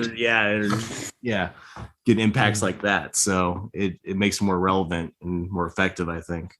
Yeah. Yeah, the killer obviously has to be a fucking buff ass, He's like like manhandling. Mr. Olympia winner. Like the fact that he's grabbing this person, and obviously he's grabbing them with his left hand and smashing them into the fucking fireplace mantle, and then switches to his right hand and starts smashing their face into the corner of the table. Mm-hmm. I mean, I can bat and bowl left and right-handed. I mean, my handwriting's like I used to be ambidextrous when I was little, but I for sure cannot grab an adult person with my left hand, be like, "You're coming with me," and bash their face into a corner. Well, do you guys have a theory of who the killer is? No, because it also keeps switching races. Yeah. If you saw the first one, it looked like the skin again was black, and then it it was black, and then it was white, and now it's black. And now they have to be buff. Mm-hmm. Yeah, I don't think I've. Not giving you too many clues, I guess. Yeah, man. But yeah, that doll seems it's pretty effective. Yeah, no. We need what do you call it? I have no idea. No idea who it could be, unless it's nope, it couldn't be the saxophone guy, because that was him that just died. Yeah. I don't know who else it could be. Well, it's Have we? Well, I want to say, have we met them yet? the drunk dude they met. Yeah, and he's for sure. boyfriend. Well, I mean, if he's drunk as shit all the time, Right. and he plays off like that, maybe he, And there's, the reporter. what What's the a fuck real- is this guy? And so now the guy who's witnessed all these murders is now outside of somebody's house, just fucking hatcheting away. Look at how shitty their house is. He just hatched it into a fucking Just punched a hole. wall. It's like an inch thick. Yeah. Yeah, right. Like what now? Look, if you look in there, it says that it was made out of bricks. Like fuck off. Like there's no way that shit was made out of paper. Oops. Right? He dropped his flashlight, And steps onto the and now crumbliest all of a ledge. sudden, everything starts going. Oh! He hurt his ribs. Good thing he's got his bowling shoes on. Those are like really, really red shoes. Hell yeah, they are, man. Like Krusty the Clown Good God. would want your shoes. I'm sure Argento's probably going for some kind of metaphor with the red because the movie's called Deep Red, right? So Yeah. Oh, good call, man. And the house is just disintegrating around him. Right? Like they've only been dead for like a week, man. Like the piping is falling off. What the fuck? They probably just they didn't even die from that. They died from like the asbestos that they had been breathing in for fucking years. It's like, we don't take care of our house. The HOA keeps telling us. What? And now listen to it. You There's need all to these fix the rats outside of your climbing house. around. What the fuck? And this guy, he's just a fucking all around, does everything. Apparently he. I bet those shoes have no traction too, man. Oh, no. Fuck no, they don't. That's why he does like that soft step in the middle where he's like, okay, I feel, but I'm not gripping. Right. I like how he got dressed really nice to break into this house. Right. Usually when I break into people's houses, I wear sweatpants and a sweatshirt. Like things you can move around in. Right. He's the killer. He just has fucking multiple personalities. I won't say if that's the twist in this or not, but there's definitely version of Jala movies where that ends up, that's the twist, right? What the fuck? Like 23 and Jim Carrey. Yeah, Oh, exactly. now we decide. Fucking to Jim, that movie. break out the big guns when we break into walls. Okay, Oh, not just pick at it with our fingers. where'd he get it? Oh, is that that's the one that he just dropped. Yeah, But Oh yeah, well he got back down and picked it up. man, I've seen fucking Property Brothers. They don't break down a wall that fast. Unless it's just very- like a janky add-on, which it looks like. Yeah, look at that shit. He just broke through a fucking 2x4. I don't think that's how it works. It's not even drywall thick. That's like yeah. Right? Like, what the fuck? Look, that's PVC pipe. All of a sudden, what the hell is going on here? Is that a wall is the leading thing. outside? you just said what everyone has to say during an Italian horror movie at some point. What the hell is going on here? And that's what these It's movies just are about. That was like, very what's quick. behind this wall? Like a cornfield? This is There's no where- way that plant was still Oh, yeah, alive. this is where they play the baseball games that all the ghosts show up to. What the fuck? Oh, look what it is.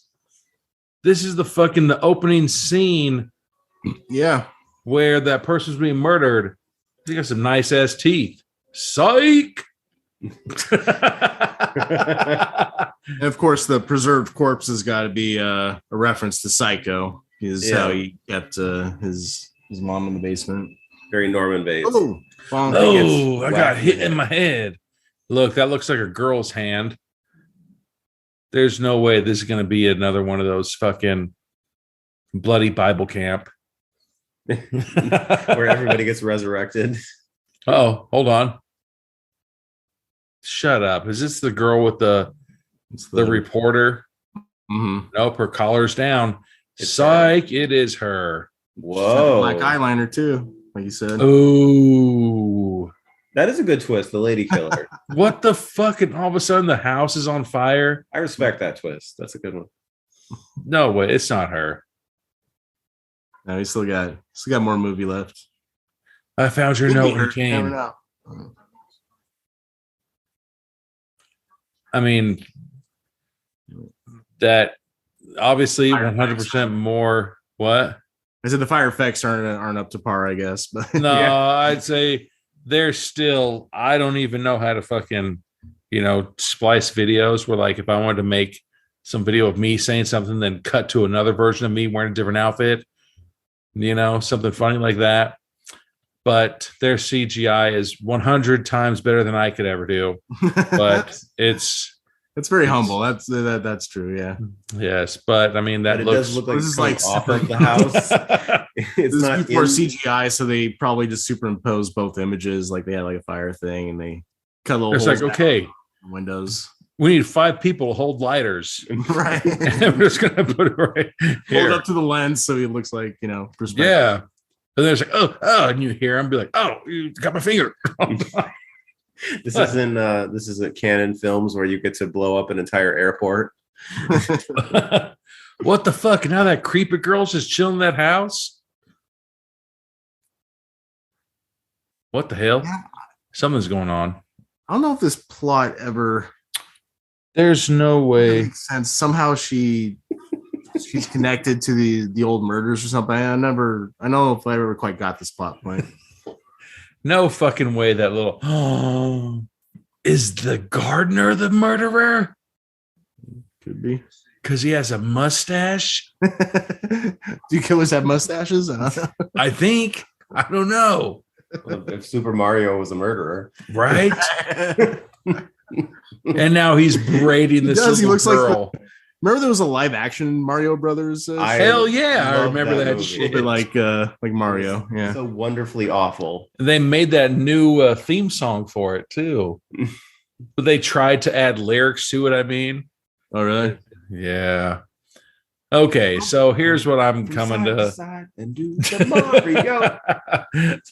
So he was just okay. We're past whatever 5 the bars. guy Anyway. fucking oh yeah, good call. So the guy was looking into that creepy girl's bedroom and saw the same picture that was Same- drawn on a piece of paper that was painted onto that wall. And then somehow they're Who going the fuck back should to do this? they're looking up the school records of the kid that was involved, whatever family was involved in those murders at the beginning at Christmas. So they're going to the school to look up some records, I guess. Yeah, but at the Right, same Thomas. time, I don't know. At the same time, if it does turn out to be the landskeeper, remember when after the murder there was somebody wearing the girls' like knee-high socks and the dress shoes, the high heels? Oh yeah, yeah. If I was, back then and my parents were like, Brian, guess what? You're going to fucking wear high heels and thigh highs today. I'd be like, God damn it. I'm going to murder you. Like, it's that fucking easy. Wake up, Brian. It's Christmas, motherfucker. Put on your thigh highs and high heels. Maybe that was Like, their all right. motivation. You could be right. I'll see you in a second. So now, apparently, this high schooler school has never been used since the murder. Seems legit. I think it's still active, but they're just going into the archives as the subtitle said. They just have a big, huge office of archive shit in fucking school. That's true. I never thought about that, but do they keep like the permanent records? Do they actually do that, or do they just throw all that shit out? Right? Like this school's been open for 300 years. So the very first student, we're going to keep them going on, and then we're going to keep their profiles going, but we're just going to put them behind chicken wire. Right. Maybe they used to, but I kind of doubt like schools keep records. Why wouldn't you? very detailed? Yeah, I don't know. Seems kind of weird. Pretty convenient, yeah. Right? If it's like, hey, who's that kid that fucking just had a C average in 85 years ago? I don't know. Hold on. Let me go. It's right here. Yeah, we've got Right? These 75,000 files. Exactly. The kid that stubbed his toe when he was getting the fucking sloppy Joe at lunch. Yeah. I forgot his name. Hold on. Yeah. Was it Dave? This was way before the Keeping all the Dewey kids' Decimal drawings System. and shit, Right, in high school. Right. Says, hey, in order for you to come to high school, you got to bring your fucking drawings when you were 4 years old. Yeah.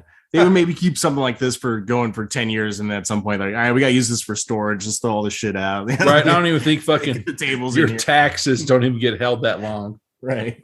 Yeah, exactly. Like, I'm pretty sure I threw away like last month's mortgage receipt. Like, fuck you. I already paid you. I paid through the app, so Yeah. I don't hold on to it. It's like, oh, it's still that much. Okay. I have an upcoming bill. Oh, it's already fucking on bill pay. Throw it away. I don't even fucking need this shit. Yeah. Oh, thank you for reminding me. All right. All right. So now, she's like doing this like weird like tightrope walk, like she's drunk. but on no tightrope. Lego. And now he's just looking through. So like, where do you even start? Like, how do you know your way around that library of fucking students? Yeah, no. Oh my God. Is she the fucking murderer? She just went in there. It's like, I'm going to call the police and let them know I'm here. But then she's in a very shitty lit room where she's potentially going to get murdered right now. Either she's going to be killed or is the killer. Yeah. I think that's what they're kind of setting up, maybe. But he's still just sitting there looking through files and files and files. How many of the same drawing did this guy do? Exactly. Like, why the fuck are you looking at all these drawings? Of the biggest paper you've ever archive seen. of kids' drawings from like 20 years ago. What the fuck? Hey, I found one. It's And the then exact same drawing. Like a big ass shadow behind him. Mm-hmm. Oh, that was the girl's shadow. I saw them shitty ass bangs. Yeah, for sure. That was her. Or that's what they want you to think. No, 100%. If the fucking killer doesn't have a mullet, it's for sure her. And now he's all pissed and it's playing fucking Begging You by fucking begging you. Oh yeah. It's playing that song in the background right now while he's fucking actively searching for somebody in a high school. You know what? As big as my high school was, you couldn't fucking find me in there. I bet you $1 million. And I'm If sure this fucking- is like a science class of some sort, because you just see like a face and a brain. Man, you put me and you the exact same starting point. Give me 30 seconds, even a minute to get fucking ahead of you. You would not find me in my high school, especially at night with no fucking lights on. And then I just stop and have enough time to draw a fucking hanging baby doll on a blackboard. Oh, And so she is hanging onto a wall as he walks by, and a knife is in her side. I was going to say something really inappropriate, but it looks like she's dying. She could still be the I killer. guess it wasn't her. I mean, she could still be the killer. That's a non-fatal wound. Yeah, there you go. That could be a fake out. Yeah, you see, and scream, But no, okay. stab him in the stomach. Like she'd be going the whole length of this one. She's cold. I'm so cold. I'm so cold. Stop taking that blow. See, I think this whole movie is about don't take blow. It's like that thing in like It's an Walk Hard. anti-drug, subversive anti-drug message. I'm waiting for the star and the rainbow to shoot across this. The Oh my burrito. God. Exactly. Those fingers came up and like fucking like aggressively rubbed across her fingers. That was him being like, shh, don't say anything. Save your strength. Now this guy's just back in their library of fucking archive students. Of archive students' drawings. And he's just touching them like, ooh, is this what you like? Is this what you like, killer? We have this drawing of Kareem Abdul-Jabbar. He's going to start rubbing his nipple at any minute. Another random thing I read online, I think it was IMDb trivia. The original script for this was 500 pages long. Wow. So there's a lot of Good How God. do you get 500 pages? had to cut out. Yeah. How do you get Unless it was 500 very pages over of plot? descriptive, that's possible, but damn, Oh, a novel. That would get really convoluted. Yeah. is the drunk guy the killer? It's Carlo. Could be. Why's he got a gun pointed at him? All right, I didn't want to say this at the beginning. Carlo has a fucking afro and it's red. He has a ginger afro and now it's all sweaty and matted down. Well, I it's told you. Yeah. I told you, he's not just on alcohol, man. You don't get that sweaty from alcohol. No. Look at his fucking nah. It was the 70s. I'm sure everyone's on coke, dude. I mean, you're not wrong there. But at the same time, guess what? When you're hot, don't fucking wear a 3-piece suit everywhere you go. Well, that's how dudes dressed in the day, man. Or have you ever watched movies from the 40s or 50s? They're wearing full on suits and ties. Yeah, fuck that. All those cowboys, it was like, oh, I'm going to go to a bar. Let me put on my fucking 6-piece suit. I'd be like, no. Like I wear fucking shorts and a tank top. Right. If you want to see me fancy, like I'll put on a pair of socks. But I'm like, no. I didn't even read the captions, but the only thing I read was like, how come you didn't listen to me? He did listen to you. You said you were drunk. Uh-oh. Now James Bond is climbing through the window, just say that looks like Sean Connery coming in hot, bucking shots. Oh, they're terrible shots. just make him dance. Oh, here, this part's cool. He's from like MI7. Oh my god! And then a Guys, man just yelled at, "Oh my god, he's over there!" If I ever fucking hear any of my guy friends yell like that, I'm gonna be like, you know what, you're fucked. Oh, run out in the street. I saw a hook on that thing though. Oh He's yeah, getting dragged across. I don't know what garbage trucks have like hooks on the sides like that, but you know, oh, it's just some random wiring. See, but you know, It just gets dragged across the. Yeah, this could be another perfect public service announcement. Look both ways before you cross the road, dipshit. yeah. Oh, boom. Like, whose fault is that? I mean, You know that dude's back is fucking hamburger right now. okay, so it's gonna like chap your ass and like Yeah, especially his ass, and then his like, partner mess is up going to back. be like, "What the fuck? Where'd you go tonight?" I don't know if this murdered you, but it's like deeply uncomfortable. Oh no, dude, they're taking corners. Okay, maybe. I mean, I don't know how his face is bloody. Yeah. Oh, please. You got Hell yeah. So, anyways, the garbage truck stopped. What? Oh, he got it over as the Toxic Avenger head crush shot. Yeah. Yeah. The garbage truck stopped after dragging the dude and giving him probably some pretty gnarly road rash.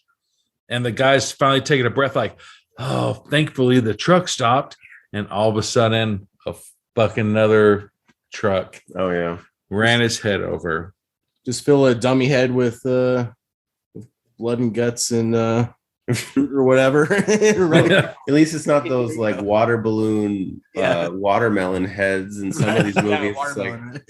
the second some trauma Wig happens. on a watermelon, you know. Like just- Oh, so now we're going back to the opening. Well, not the opening scene, but where that guy met Matt Carlo. is when he was really drunk. Pan to the 50s diner.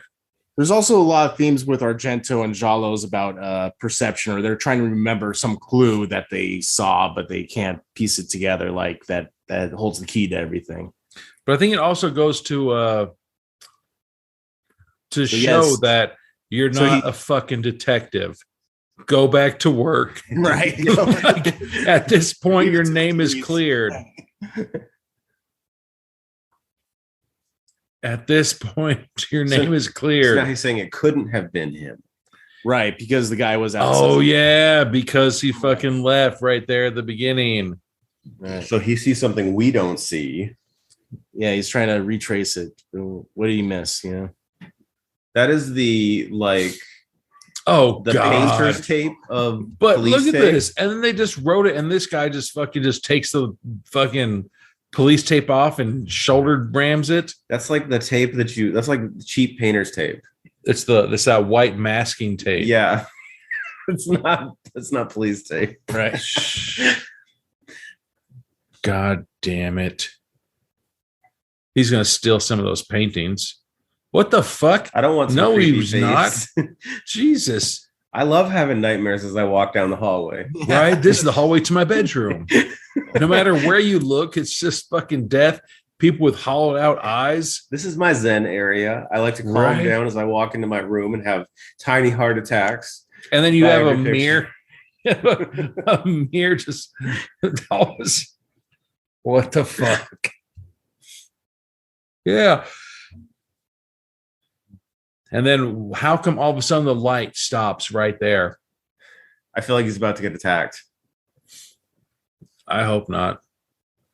He's How with this hair looking like that? what? Uh-oh. So he's flashing back to. He thought he assumed that that woman was part of the painting, but do you recognize who that was? Oh, Ew, that gross ass mom. it's the former actress lady. Mm-hmm. But at the same time. See, and that And she's about Fuck to off. back You're right. into She's like her. half the Fuck. size as the killer was in some of those scenes, you know? my God, fucking where in the world is Carmen San Diego? That's what she's dressed like. She's wearing her Carmen San Diego jacket. What the fuck? Actually, you're No right. They should have offense. done the Scream thing and made it two killers and have the son like kill some people to protect her or whatever, and then she could have done like the first killing or something. Because as you said, like the killer is like a different size and it's like bigger. Exactly. No offense. If you could be murdered by a fucking old ass granny ass woman when she fucking shoved your face into the mantle and then to the fucking table, you're Yeah. a pussy and you need to die. Like, damn it. And you played saxophone? What the fuck is this? Oh, so she made her son wear the fucking girl thigh highs and the high heels? Which Oh, I this think is has like- also a psycho influence. That feels like sleepaway campish too. Well, look, she's the one. What the fuck? Who has a desk in their kitchen with only It's before kitchen islands became a thing. God You would damn put it? a desk. So she killed her husband. Yeah. And then that's So- Carlo wearing that's those Carlo. bitch ass thigh highs and the girl shoes. So was this like a Munchausen's by proxy deal? He's wearing the Pee Wee Herman outfit. You like Munchausen's by proxy was basically that the whole deal where like you would make somebody else feel like they're sick because then you're the Look, caretaker. hold on. Look at the knife. I'm sorry. Oh, You like how it's painted on. It wasn't, the blood wasn't around the edges of the It knife. was like literally on. It was the- at least an the face. eighth. It was at least an It eighth. was like inside the face of the knife. Oh my God. So she went to stab him and he kicked her in the butt and she fell forward oh, and her Rough Riders chain, oh, her Rough Riders chain fell through. And she's about to get choked out. Her Rough Riders chain fell through the Stop. fucking grates. Drop. Rough Riders. Hell yeah. Oh, what the fuck? So it fell into an elevator shaft and it pulled her down Decapitated her, yeah. Well, maybe and don't- it cut her head off and she spit out a mouthful of semen. So like the real moral is don't wear. I love that. I diamond love that studded- final shot. You've been watching Deep Red, man. That was amazing. That was a fucking amazing fucking kills shot. Yeah, so don't wear diamond-studded bicycle chains around your neck. Don't wear Don't your be a gangsta. What do you call it, your Rough Riders chain? Don't wear your Hell Rough yeah, Riders man. chain when you're killing somebody. That was the end of it. So That's now it. how's this guy gonna fucking prove that it was him? There is no way The he's police gonna be seem the to give him prison. a lot of breaks, a lot of leeway. So I'm sure he's like, no, it was her, man. I swear. Well, yeah, They're gonna like, fucking. They need to do one of those things where like sums it up at the end of the movie, like 10 years later he got married and he fucking never did anything. I mean, he was literally able to walk into a crime scene, mess with the crime scene. They Right. let him hang out. Right. He's not a cop, so I think he's good. Hey, never met you before, but He could be holding the murder weapon at the crime scene, and this is how they did it. Like, It's got some good weight on it. they would be like, "Okay, it's not you." Like, So, you know what I mean? It's pretty good. It's a little slow at parts, but there's enough wacky kind of stuff that sticks with you. it's So, entertaining. Yeah. Yeah, no. You should do Suspiria next. That one's got a lot more what the fuck moments. It's like that one's a lot more surreal and experimental than even this one. Oh, This one at least has something of a story structure that you kind of get behind. Yeah, it was pretty straightforward for the most part. I mean, some of the character motivations were a little questionable, but I think it was pretty goddamn hilarious. I thought it was good. yeah, it was Yeah. fun. So who done it with slasher scenes, you know? So No, like I thought I thought it was good. I thought it was real. Like I know you're saying there's some slow parts. Yeah, there was, but I thought it was good. The weird part though, and I don't know if it's going to be like this in all the Jala movies that you are saying, is the twist. But like I like how the end of the movie, like it literally was like 30 seconds, and there's like, oh, I'm the killer. Okay, oh, I'm dead. Bye. Like the body didn't even hit the ground before the fucking credits started rolling. I know. Like normally, like Scream, you get like this like big long, like Then the end of it, they're just like, all right, keep going. yeah. But like We got 15 more minutes. Keep going. No, do whatever. like with Scream, it was like they have to explain why I did what I did, Right. and it's like Yeah, some of them. This one does pretty good. It goes really quick. You're right for the explanation of why she did it. But yeah, for the Scream ones, he did another one. It was called Four Flies on Grey Velvet, another Argento, where the killer has a 10-minute monologue. It's like, see what happened was, and then I did this, and because of this, like the whole thing. You're like, all right, which Yeah. I love the genre, so I like those kind of scenes. But yeah, I can see how it's not exactly realistic or whatever. yeah, Like the whole like James this- Bond villain thing, it's like, let me tell you why I did this. let me tell you my entire evil plan so you can take me down. Right. Fuck that. I just watched what the fuck did I just watch? I mean, again, I watched it again, like the John Wick, the first one. After he's murdered all your people, and then you finally get him. There's like, just grab him and bring him over to the house, and we're gonna talk to him for a while. Then we're gonna give him a chance to like just fucking end it. Right. Like, it's like with this one, it literally there's like, haha, I'm the murderer. Yeah, I got died. Like, what the fuck? No, but they all these movies, yeah, they're the whodunits, and they usually have a twist ending. They have all the red herrings galore. Red herrings are the people that could be the suspects, but aren't. no, Some of them are hilarious. Like they really laid on thick with the red herring stuff. Like people giving evil looks. Everyone's giving each other evil looks. Right, there's like, fuck you. Right. No, it everything met the expectation, dude. I really enjoyed it. It was fun. I thought it was awesome. Yeah. Do I recommend to you guys? Have you seen Pieces before? Pieces. It's I a have. 80s horror movie. It's not Italian. I think it's Spain, but that one is absolutely insane. It has a lot more death scenes and gore and stuff. So, and there's chainsaw killings. But Pieces is really good. We always make fun of chainsaw killings.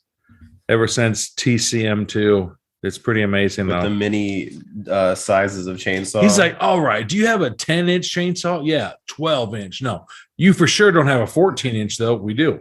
Okay, hear me out. Do you have a 16-inch chainsaw? Okay, hold on. Do you have like a 2-foot chainsaw? And they just keep going on and on and on. Dennis And so Hopper. he's like, okay, I'll That's when take a Dennis Hopper's 4-foot buying chainsaw. He's buying like 2 of them to. he had Yeah. like 6 chainsaws or something. Yeah, he's by like, the I'll end take of a it. 4-foot one and a 10-inch one. And he's dual wielding chainsaws, which I don't see how that works because then you don't have solid control. All somebody has to do is knock it out of your hand. It's fucking, unless you duct tape it to both of your hands. But then because it has the 2 grips for a reason. Nope, be a man. You guys, have you guys seen Mandy? We just Hell watched that yeah. a Nicolas couple weeks Cage. ago. Not everyone's cup of tea, but that's got a pretty good chainsaw fight in it. Our biggest thing is just how literally how dark it was. Like Yeah, it you depends what couldn't kind of- see anything. Yeah. That was one of those like movies the that- plot, everything was such a great storyline, Oh, yeah. everything like that, and then the fact that the guy has a fucking baby dick and that's why he gets pissed off and kills her. Like 100% everything was good to go.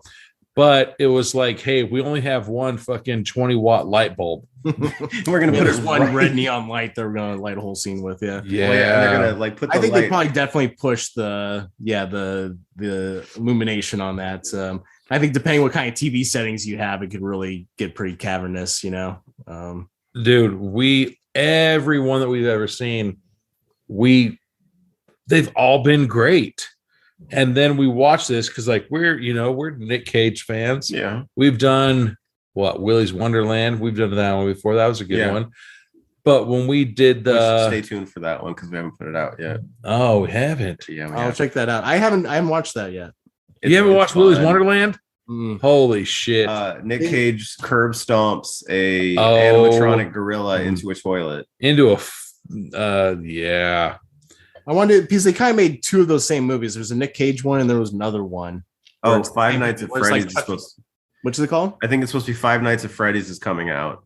I thought that Five Nights at Freddy's was the fucking Willy's Wonderland. It's a ripoff of. Holy shit. But They made that two of the hasn't come same out movie yet. where it's basically the Chuck E. Cheese's characters. you know, Yes. come to life and try to kill people. or Yes. Yeah, So as I understand, they've made there was a Nicolas Cage one, and then there was another one, which is the same kind of concept, but no Nick Cage, obviously. But Yeah, I if actually you heard the wanna- other one's better as far as delivering on gore and entertainment value, but I don't know. Yeah. Mandy, though, the I think the biggest thing that we didn't like about it was just how, like, literally how dark the movie was. Like, you couldn't see what was going on. Mhm. You know, Willy's Wonderland. Fucking love that movie. that was such a good It's so movie. fucking, it's great, man. If you want to see Nicolas Cage voguing and drive fucking a pinball machine, Yeah, hell yeah. He doesn't really have dialogue in it, right? He none. literally has zero dialogue in that fucking movie. And at points, people are yelling at him because he doesn't talk. But they literally ask him questions like, "Hey, what do you want for fucking lunch today? Do you want a burrito?" And he's like, and they're like, "All right, well, I'll just go grab you something." You know, but still a great. I guess. Yeah. I really liked it, but this one, oh, dude, I thought this was. I'm gonna probably get hated on for this, but no, I thought this was better than the original Texas Chainsaw. I'd agree. I really agree. like this one. Yes. I'm not saying that I don't like Texas Chainsaw Massacre.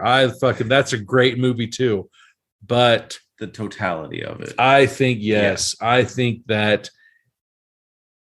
And I just said it, like, if I had to choose, what one would I have to, like, if I could only bring one movie on a deserted island, I'd say, all right, fuck this movie instead of The Texas Texas. Chainsaw. Like, here's your two options. They're just such different movies in some ways, but Texas Chainsaw, I guess, was. I mean, they're both pretty influential, but I think, but Texas Chainsaw isn't fun necessarily. It's like, it's a sleazy, depressing, like. But the only, like I said, the only thing, if we're basing them off of, because when was Texas Chainsaw made? 74.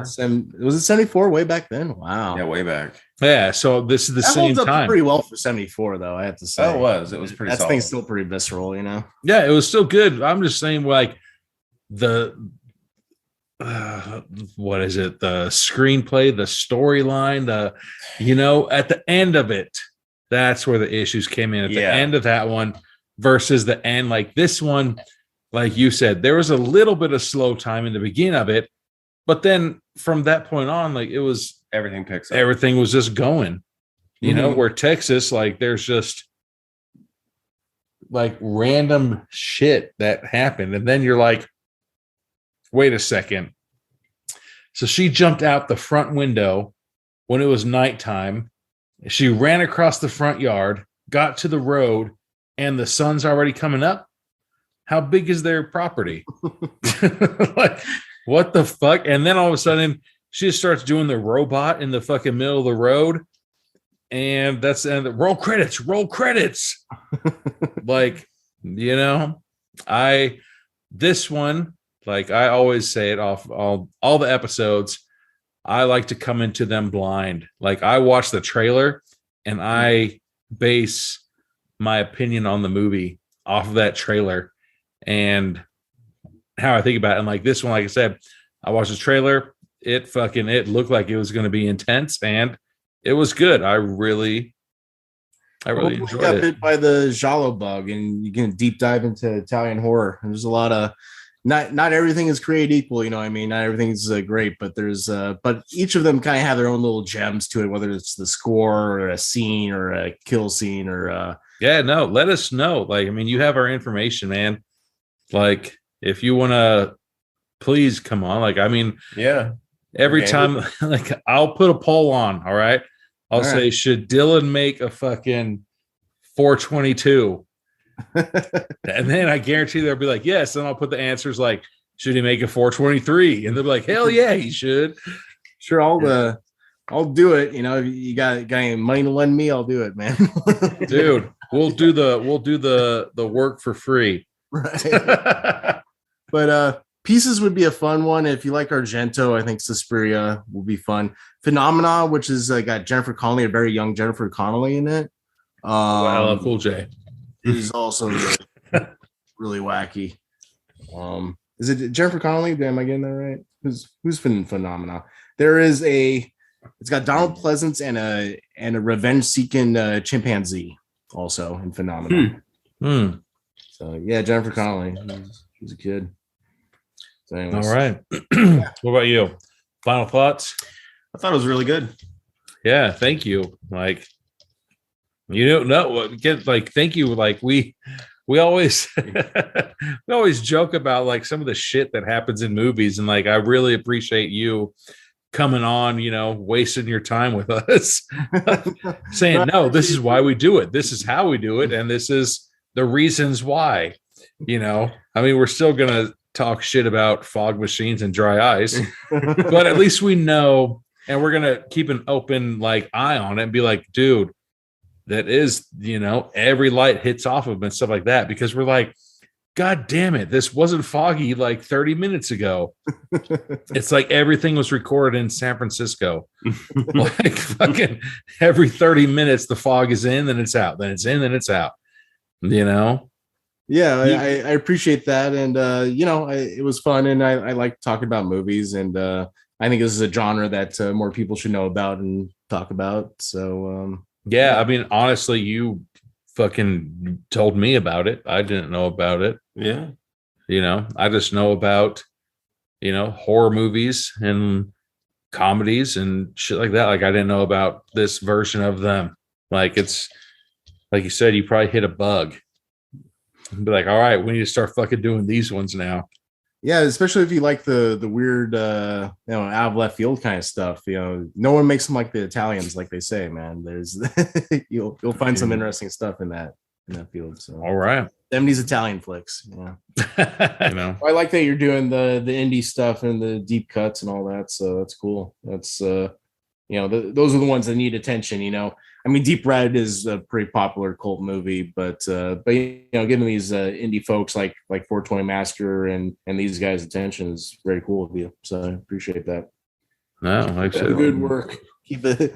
Yeah, fight. Please, like, if we'd love to jump on another episode, if you ever, you know, are bored and want to hang out. Let's map something out. Maybe we could do a Suspiria or Pieces. I think would be all fun. right, man. Definitely. Oh, great. Follows. Thank you. Good stuff. Thank you for showing us this genre, man. Oh yeah, I'm hooked. Yes. I hope you guys check out some more for sure. No, 100% we will. Probably tomorrow. But yes, thank you. And then we'll just end it, All right. you know. So yeah, thanks everybody. Thank you. And we'll see you guys next time. See you next time. See ya. See you. Thank you for listening to the podcast. We are available on Apple, Google, Stitcher, and Spotify. Give us a like and subscribe if you like what you hear.